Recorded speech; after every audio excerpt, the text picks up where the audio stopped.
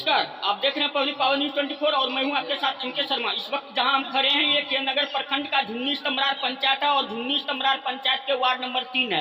और ward number 3 में आज माता शेख फातिमा की जन्मदिन पर ये लोग जो है उनका जन्मदिन मनाए हैं और साथ साथ ये जो कार्य किया गया है, जो जन्मदिन मनाया गया है, वो इस बैनर तले मनाया गया है, जिस बैनर का नाम भारतीय मूल निवासी सत्संग मंच है। और सत्संग मंच के जो राष्ट्रीय अध्यक्ष हैं वो बाबा नंद किशोर महाराज जी, वो भी यहाँ पे बैठे हुए हैं। और उनके जो सहयोगी गण हैं, कार्यकर्ता गण हैं, उनकी उस सत्संग मंच के जो सभी लोग हैं वो इस आयोजन में भाग लिए हैं, पुण्यतिथि को में भाग लिए हैं। और यहाँ पे जो है कि खास करके जो अतिथि लोग आए थे उनको जो है संविधान की किताब को दे करके पुरस्कार किया गया है, सम्मानित किया गया है, उनको साथ साथ बढ़ाया गया है और उनके जो हित में बात है उनको बताया गया है। चलिए इस बात को लेकर के हमने यहाँ पे सभी अतिथिगण से और यहाँ पे जो राष्ट्रीय अध्यक्ष हैं उनसे हमने बात किया है, क्या कुछ बात किया है और वो क्या समाज को संदेश दिए हैं, इस समाज के जो लोग हैं उसको क्या संदेश दिए हैं, ये सारे बात किए हैं। चलिए हम आपको वीडियो में दिखाएंगे। वीडियो को लाइक शेयर कमेंट जरूर कीजिएगा। तब तक के लिए धन्यवाद। मैं था आपके साथ एमके शर्मा और आप देख रहे थे public power news 24।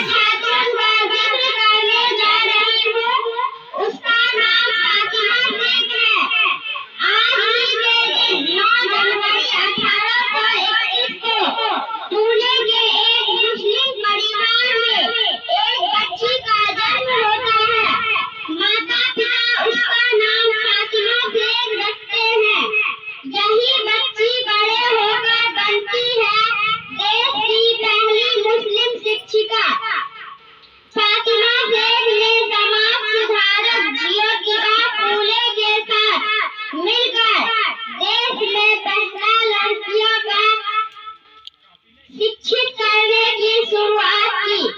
Fatima Sheikh जो अक्सर भारतीय इतिहास में एक खोई हुई शख्सियत थी, 19वीं सदी के महाराष्ट्र में एक अग्रणी शिक्षिका, जाति विरोधी कार्यकर्ता, लड़कियों की शिक्षा की प्रस्तावक और समाज सुधारक थी। जोरदार विरोध के बावजूद उन्होंने सावित्रीबाई और ज्योतिबा फूले के साथ मिलकर देश में पहला लड़कियों का स्कूल शुरू किया। 19वीं सदी में हो गया। जय हिंद, जय Bharat. Fatima, my father name is Hafiz Mumtaz Alam. I read in class 2. I study in Mariam English School, Jhunni स्तमरार। आज मैं जिस खातून का जिक्र करने जा रही हूँ उसका नाम फातिमा शेख है। आज ही के दिन 9 जनवरी 1831 को पुणे के एक मुस्लिम परिवार में एक बच्ची का जन्म होता है। माता पिता उसका नाम रखते हैं फातिमा शेख। यही बच्ची बड़े होकर बनती है देश की पहली मुस्लिम शिक्षिका। फातिमा शेख ने समाज सुधारक ज्योतिबा फूले और सावित्रीबाई फूले के साथ मिलके साथ काम किया और दलित मुस्लिम महिलाओं बच्चों को शिक्षित करने की शुरुआत की। फातिमा शेख ने जोरदार विरोध के बावजूद उन्होंने सावित्रीबाई फूले के साथ मिलकर देश में पहला लड़कियों का स्कूल शुरू किया। उसका देहांत 1900 ईस्वी में हो गई। जय हिंद, जय भारत, जय। बहुत बहुत भारतीय मूल निवासी सत्संग मंच के आप जो है राष्ट्रीय अध्यक्ष हैं। आज किस उपलक्ष्य में आज ये कार्यक्रम रखे थे और क्या कार्यक्रम था, लोगों को किस तरह से इस कार्यक्रम को लेकर के क्या संदेश जाएगा?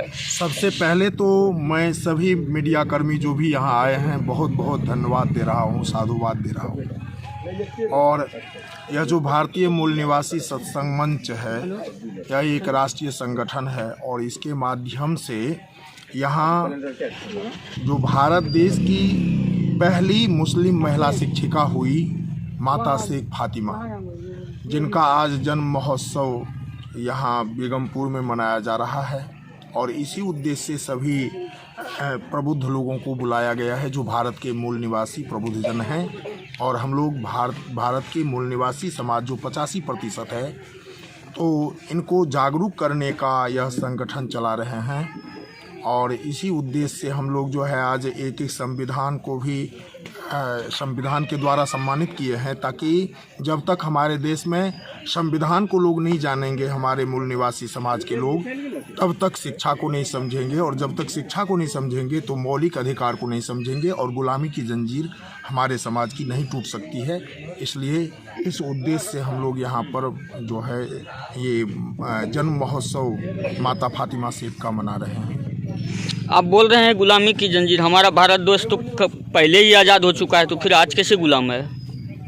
हमारा देश जो है 1947 ईस्वी में जो आज़ाद हुआ वह अंग्रेज से आज़ाद हुआ, लेकिन जो विदेशी हमारे देश में है तो उससे हम आज़ाद नहीं हुए, हमारे समाज के लोग आज़ाद नहीं हुए। आज तक यूरेशियन विदेशी जो 3.5% है, जिसको ब्राह्मण कहा जाता है खास करके, और उसका जो डीएनए रिसर्च हुआ है वैज्ञानिक तौर पर, तो विदेशी सिद्ध हो चुका है और ऐतिहासिक सबूत के साथ जो है विदेशी सिद्ध हुआ है। और जो भी उनके कहे जो महापुरुष हुए हैं, उन्होंने भी लिख करके गया है कि हम लोग इस देश के मूल निवासी नहीं हैं, हम लोग बाहर से आए हुए लोग हैं। तो जब तक हम लोग उनकी सत्ता में, उनकी व्यवस्था में रह रहे हैं, तब तक हम गुलाम हैं, आज़ाद नहीं हैं। और गुलामी की जंजीर जो है वह आज भी हमारे मूल निवासी समाज को जकड़ी हुई है। अब 85% आपकी आबादी है, तो 15% कैसे आपको गुलाम बना सकता है?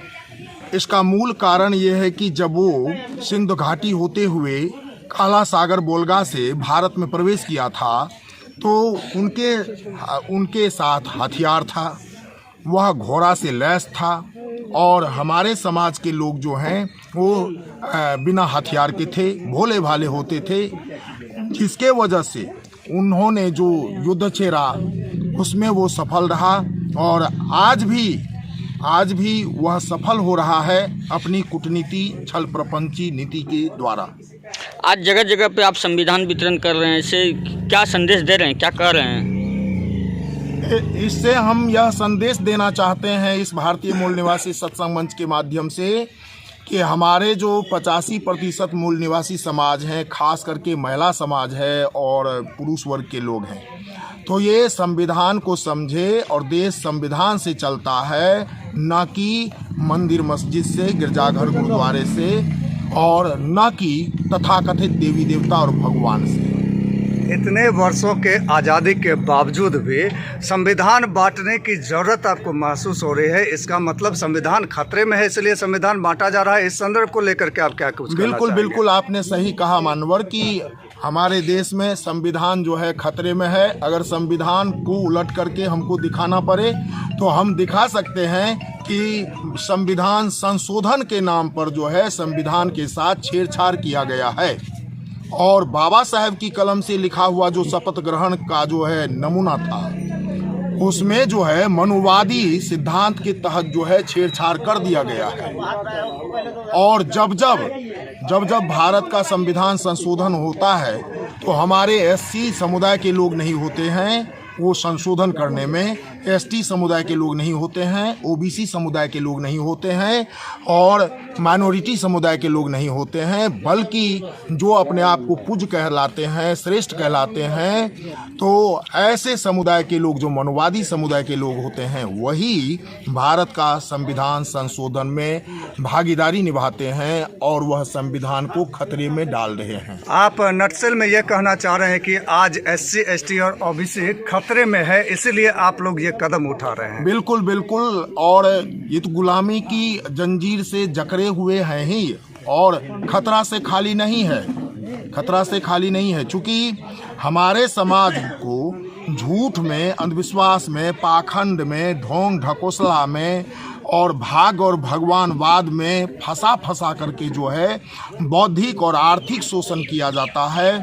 तो इस प्रकार के शोषण से बचाने के उद्देश्य से हम लोग भारतीय मूल निवासी सत्संग मंच का जो है निर्माण करके पूरे देश में इसको फैलाना चाहते हैं। और बाबा साहेब का जो मौलिक विचारधारा है, हमारे भारत के मूल निवासी महापुरुषों की जो विचारधारा है, उसको हम लोग जन जन तक पहुंचा करके जागरूक करना चाहते हैं। आपने कहा कि संविधान में संशोधन करके उसमें छेड़छाड़ किया जाता है, लेकिन बाबा साहब के कलम से ही अनुच्छेद 368 में लिखा गया है कि संविधान में संशोधन का वर्णन कर सकते हैं और संविधान में संशोधन भी किया जा सकता है, तो फिर इसमें छेड़छाड़ कैसे होती है? छेड़छाड़ इसलिए मैं कह रहा हूं क्योंकि भारत के संविधान में ईश्वरवाद को प्रस्थापित करना, भगवानवाद को प्रस्तावित करना, देवी देवताओं को घुसाने की कोशिश करना, ये संविधान की हत्या करना है, बाबा साहेब की मूल विचारधारा की हत्या करना। बाबा साहेब के कलम से अनुच्छेद 25 में धर्म को अबाध रूप से संचरण की व्यवस्था भी की गई है, फिर इसमें देवी देवता को नकारना कहाँ तक सही है? हमारे देश में धर्म के संबंध में लोग जानते नहीं हैं। धर्म जो है एक कर्तव्य पालन से संबंधित शब्द है, न कि भगवान, ईश्वर, देवी देवता से संबंधित। अनुच्छेद 25 में कहा गया है कि आप किसी भी धर्म को मान सकते हैं, इसमें किसी का हस्तक्षेप नहीं हो सकता। इसमें तो बाबा साहेब हम लोगों को जो है स्वतंत्र किए हैं। ये स्वतंत्रता का जो अधिकार है वो बाबा साहेब ने हम लोगों को दिया है। अब ऐसा नहीं है कि अब देखिएगा कि हमारे देश में जो आर्टिकल 51A है, 51A है, तो 51A क्या कहता है? 51A कहता है कि देश में अगर झूठ फैलाया जा रहा है, देश में अगर अंधविश्वास फैलाया जा रहा है, अगर ढोंग ढकोसला फैलाया जा रहा है, भाग और भगवानवाद की पराश्रितता से हमारे समाज को जो है कि गुलाम बनाया जा रहा है, तो इसका विरोध किया जाता है। 51A मूल कर्तव्य को भी दिखाता है कि जनता अपने मूल कर्तव्य को और अपने देश को, अपने संविधान को, अपने झंडा का प्रति सम्मान करे। आपने बहुत सही कहा मानवर, बहुत सही कहा। आपको मैंने कहा कि धर्म का मतलब देवी देवता नहीं होता है, धर्म का मतलब ईश्वर भगवान नहीं होता है, धर्म का मतलब मंदिर मस्जिद नहीं होता है। धर्म जो है वो कर्तव्य पालन से संबंधित शब्द है। जो बाबा साहेब ने कर्तव्य पालन के लिए धर्म का नाम लिया है, नहीं लिया है सो नहीं, लेकिन हम यह कह नहीं सकते कि धर्म मीन्स ईश्वर होता है, धर्म मीन्स भगवान होता है, धर्म मीन्स मंदिर, धर्म मीन्स मस्जिद, ऐसा नहीं होता है। क्या परिचय हुआ? और मैं बाबा नंद किशोर साहब के नाम से जाना जाता हूं और भारतीय मूल निवासी सत्संग मंच का राष्ट्रीय अध्यक्ष हूं। आज किस कार्यक्रम में आपको यहाँ पे बुलाया गया था, आमंत्रित थे? हमको आमंत्रित किया गया था जय भीम फातिमा शेख फातिमा के जयंती पर।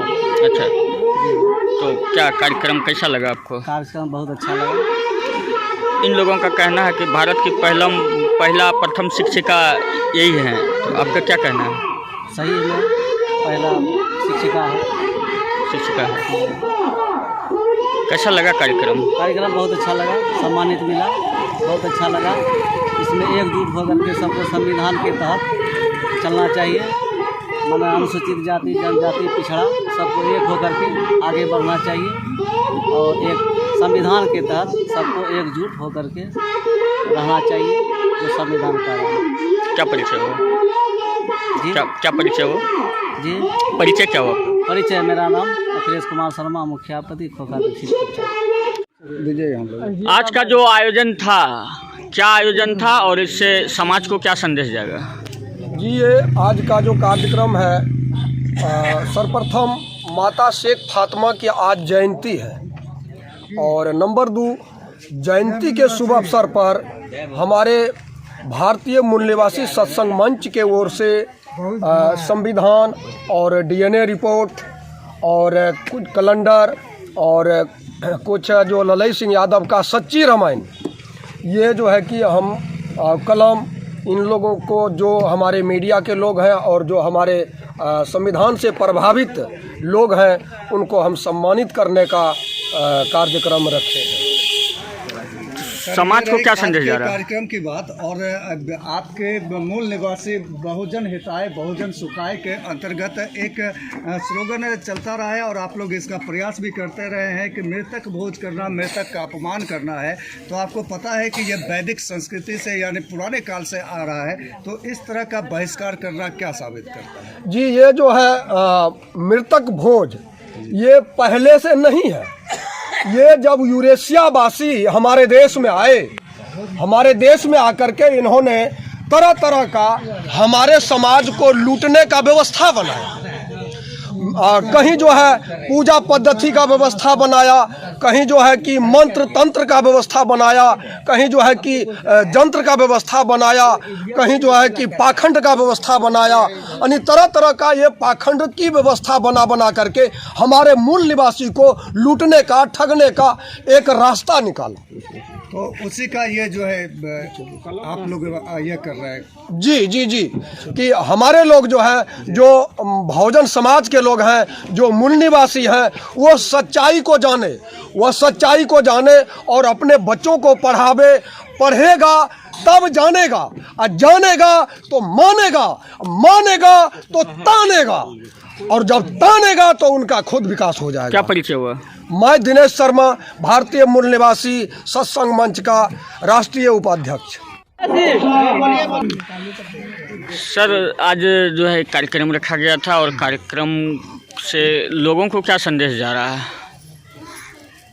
लोगों का संदेश लोगों के लिए यही है कि आज जो दिन है 9 जनवरी, आज शेख फातिमा बाई का पुण्य, तो इनका जो आदर्श था, इनका जो उद्देश्य था कि महिलाएं पढ़े, उस समाज में आगे आ गई।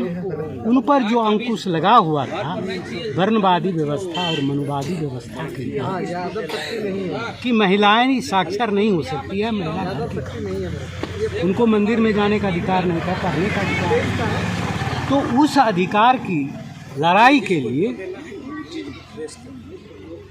हमारी Fatima by, Phule by Savitri को साथ दिया। फूले बाई सावित्री पहली महिला थी जिन्होंने महिला के पढ़ने के निमित्त स्कूल खोला, और उस स्कूल खोलने में जो वर्णवादी व्यवस्था के तहत लोग थे, मनुवादी लोग, उनको मना किया, रोका। स्कूल खोलने के लिए ज़मीन नहीं थी। वह ज़मीन यही हमारी माता, राष्ट्रीय माता जो है फातिमा बाई, इन्होंने उपलब्ध कराया। और इसी के लिए इस दिन को हम लोग याद कर रहे हैं, मना। क्या परिचय हुआ? मेरा नाम सुरेश प्रसाद शर्मा हुआ, वो भी एक समाज सेवानिवृत्त सहायक अभियंता RCD से, और वैसे मेरा घर पूर्णिया पड़ता है, शिवाजी कॉलोनी।